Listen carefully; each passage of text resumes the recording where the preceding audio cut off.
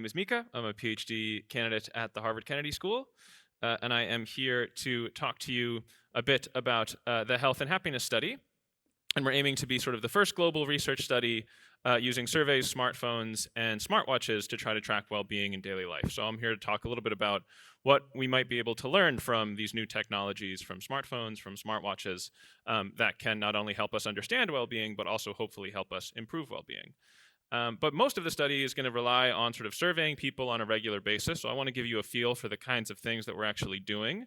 So I thought I could start by asking you to scan the QR code here, or you can visit the link, healthandhappinessstudy.com/tech4good, where if I did my job right, there should be 3 questions there that you can go ahead and answer.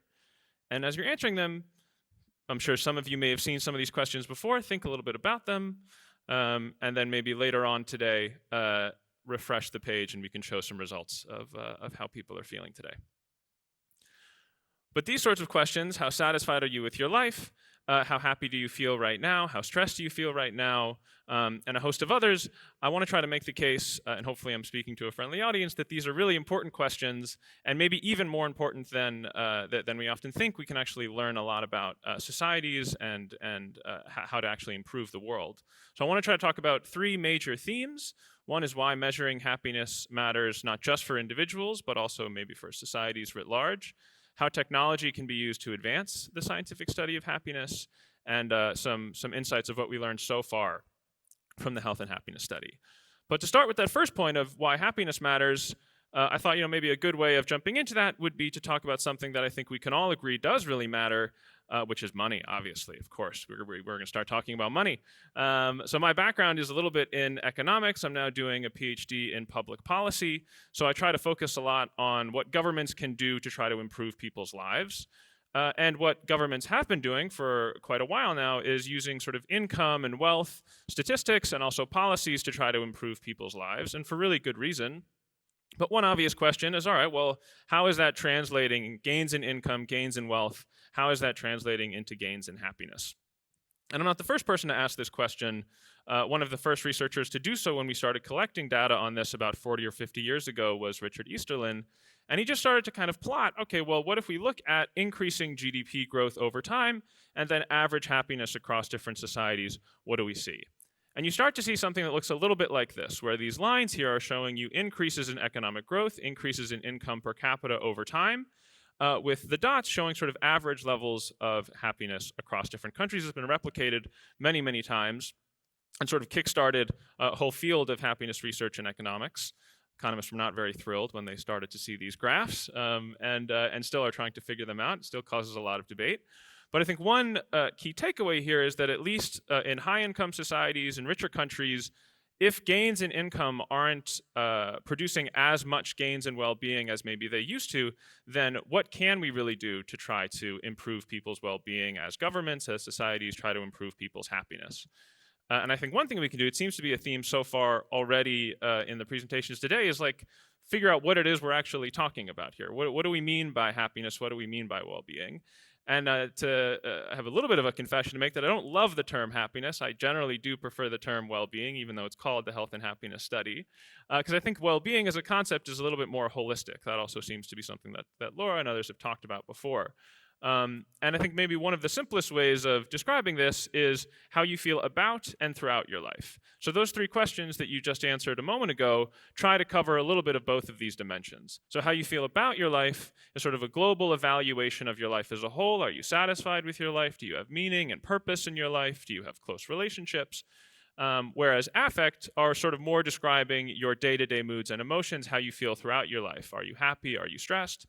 And what you may have noticed already when answering those is that it's not necessarily true that they're always aligned, right? It's very possible to be happy on a day-to-day basis, but maybe not satisfied with your life overall, or maybe satisfied with your life overall, but not as happy on a day-to-day basis. So it's important to measure these 2 things differently. But most of what we know so far about well-being, at least in economics, comes from these sort of global evaluations of life as a whole. And these are sort of questions that are asked in single questions to relatively small samples in yearly surveys, and we've been able to learn a lot from them. So the World Happiness Report is based on these types of questions. Even just asking people kind of one question once per year, we can really learn a lot about the drivers of well-being around the world and across societies. But what we want to really try to start to do now that we have the technological capacity to do so is see what we can learn if we could ask people about different dimensions of their well-being, and maybe not just once per year, but also multiple times per day. I mean, again, if you sort of think about money, if you had a stock market, but I was only able to give you one data point once a year and then ask you to come up with a really good investment strategy, that would probably be pretty difficult to do. But if I could give you sort of ongoing statistics, you would have a much better sense of how to go about it. And what we're also really interested in doing is then matching this data with other data that's being routinely collected by smartwatches and smartphones has proved really important to people in tracking their physical health, and we want to know what we can learn and how we can use it to improve mental health. Our aim in doing this is really trying to follow you during the day, during your morning activities, when you are alone, when you are with other people, when you are working, when you are at dinner, and ask to you, how do you feel right now? With whom are you with? What are you doing? And really try to elaborate this flow of well-being over time with these intensive longitudinal data, as we call it, that are very unique today to collect. And we were lucky enough to be able to launch the study at Huazu in Miami, thanks to Karen, in March of this year. And it was wonderful. We got a lot of participants so far, and the launch happened after a piloting phase that we launched at the Lugano Happiness Forum during the previous summer. And so today, we are happy to share with you that we were able to collect this data from more than 2,000 participants, and about 20% shared with us this smartwatch data. They are mostly coming from Europe and America with a median age of 35, majority female, and a life satisfaction of 6.6, relatively healthy and physically active. And today, we want to share with you some of the key take-home messages that we are learning from the study, although the study continues, right? But we really want to share some of the key findings so far. And so, what about the participation, Micah? How do the participants feel about that? Yeah, so this, we'll start out with something that actually kind of surprised me, I think surprised us. This was not an initial intention of the study, but one thing that we started to see almost right away is getting feedback from participants that they actually found this to be a really valuable exercise. So we asked the questions, do you think that reflecting on your well-being, basically we survey people 1 to 3 times a day, they get notifications on their phone and answer questions about their moods and emotions just like you did. And what a lot of participants said was that this actually really helped them reflect on their well-being and that it was a really valuable exercise. Probably like the best anecdote of this was my mom, who I subjected to this study, and realized that she was spending more time alone than I think she realized that she was, and decided to join a Latin dance class that then became her favorite activity that she does every week. She now still does it. She just moved to New Mexico, joined a new Latin dance class. So I think just kind of reflecting on your activities, your moods, your emotions can actually be really valuable in a way that we didn't necessarily expect. And we've also started to learn a little bit about the dynamics of well-being in daily life. Well, one of the first questions is, what about money in our sample? Does that really matter or not? And what we found is something similar to the previous graphs that we showed you. So money mattered to a certain point, but after that, there is really not a relationship with happiness, and not only with life satisfaction in general, but if we look at other variables of life satisfaction, so with leisure time, family time, or health, you see that the correlation is always pretty flat, and also with the meaning of life. Maybe there is one variable, the satisfaction with residence, that is a bit more correlated with the income, which kind of makes sense. But again, we found kind of a flat or no correlation when it comes to that, which didn't surprise us, right? We've seen that before, yeah.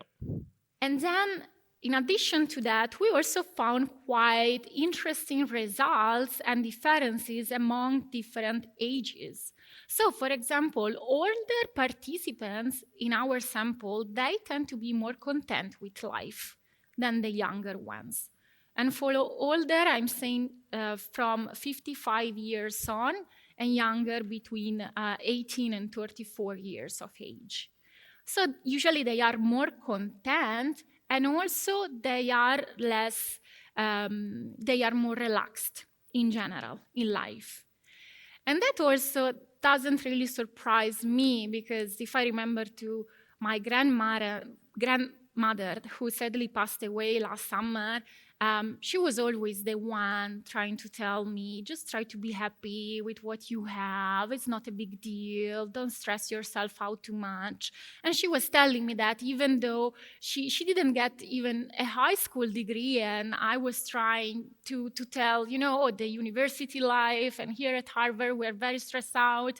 But from her wisdom, she was able to convey this sense of calm and peace. So when I was looking at those data, it didn't really surprise me.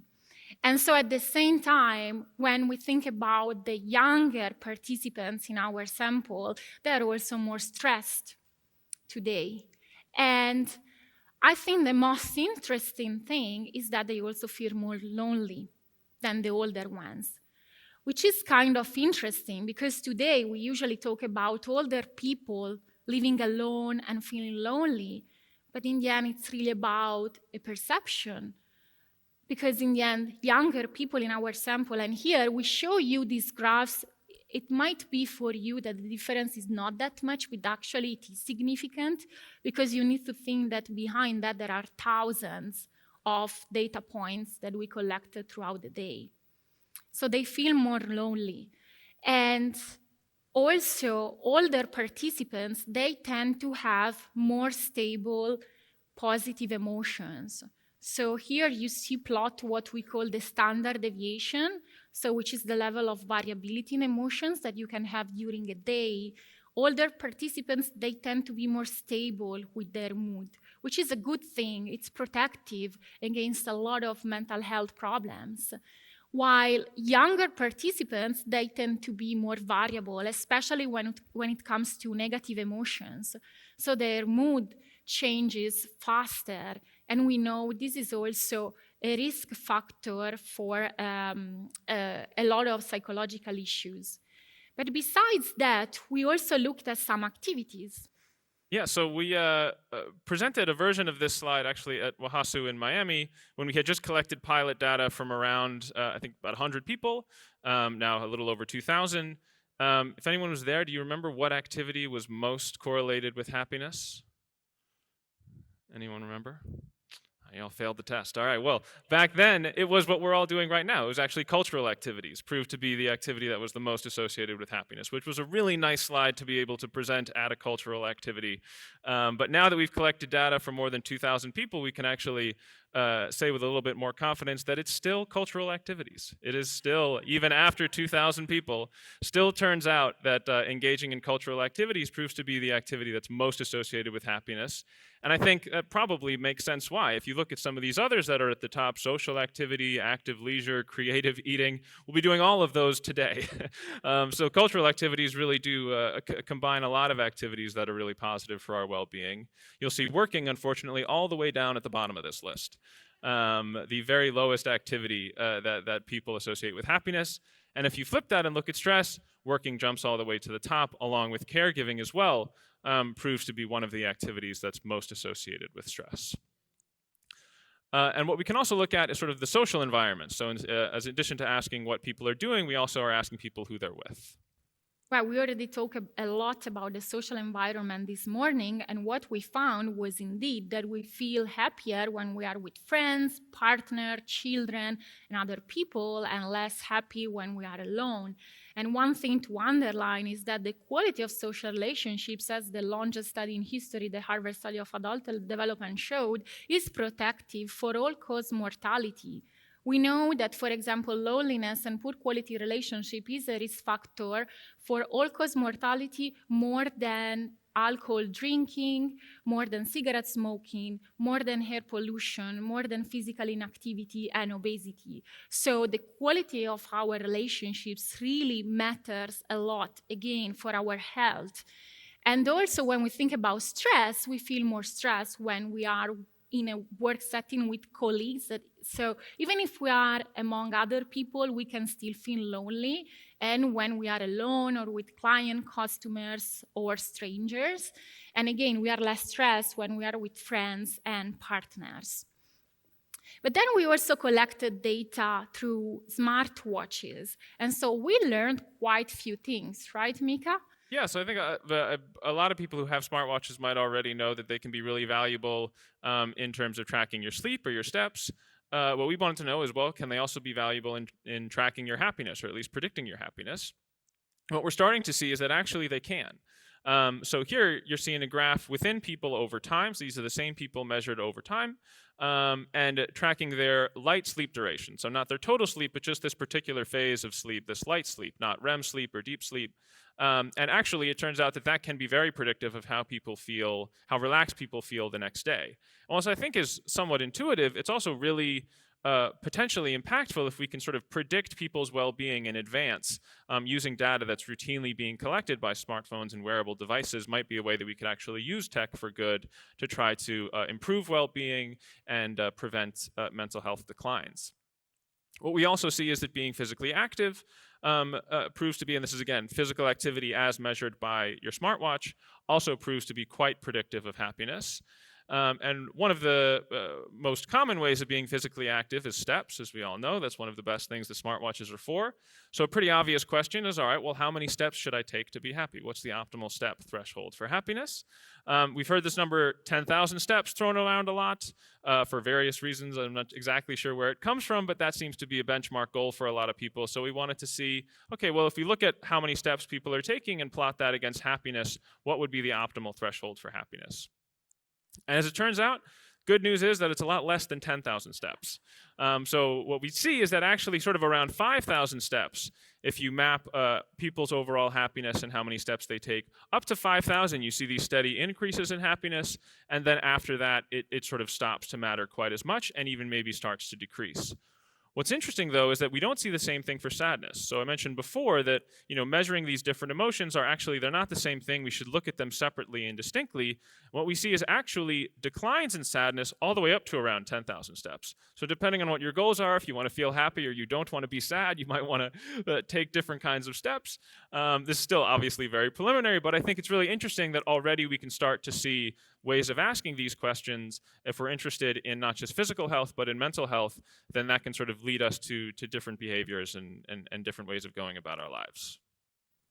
And so today, our goal is to continue to understand the dynamics of well-being to ultimately develop interventions that can become an habit. Not only an intervention like, oh, we give you some tips to do, but really we want to build a possible intervention with you and have your feedback throughout the study. And so if you think about what can you do today to improve your well-being of tomorrow, well, first you can have 5,000 steps here. There is a lot of space. And so we can practice the mindful walk that we were supposed to do today. We can still do it. And the second, we really ask you to scan this QR code and join the study and send the QR code to 3 people that you know, and you can join the study from your phone. It's really straightforward. You can decide how many times you want to receive the surveys, and we want to hear your feedback. We want to hear what do you think, especially right now that we are starting to think about a possible intervention to possibly launch in the future. So here you see the QR code. We will also be there in the corner during lunchtime after this morning talk, so you can also come to us and ask more information about the study. And so with that, I want to thank you all, and also I want to thank all our collaborators from different universities, including Harvard, Oxford, the University of Warwick, University of Saskatchewan, Indiana University. So thank you very much for joining this study. Thank you.